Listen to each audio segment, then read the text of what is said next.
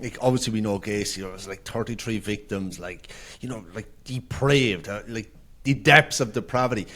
But then he's calling you like dollface, or having like a normal almost conversations, as much as a psychopath can have. Right. You know, it's probably a bit like surface, but it almost creates this like insane dichotomy between murderous serial killer and like kind of charming, you know, guy you could meet at a bar. Like, how do you think people are decompartmentalizing that? Like, what is it? How is that switch operating? I think that you just have to understand that people who are like Gacy are very normal on the outside. They can conduct themselves very normally.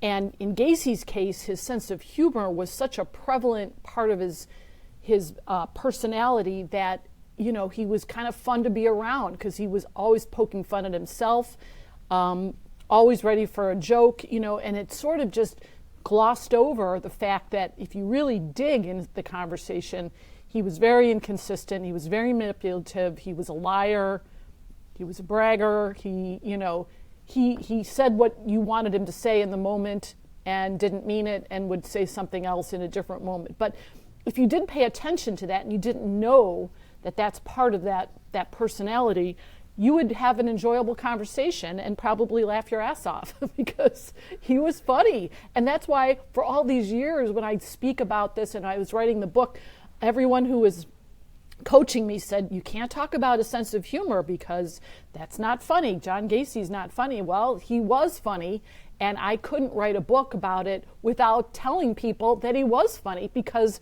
I think it was an important piece of how he got away with things. And, you know, I couldn't omit that. Yeah, and it'd be comparable to trying to write, you know, about Ted Bundy and not mention that he's charming. Like, these people are. I think it's like the Right, camouflage exactly. they use. Exactly right.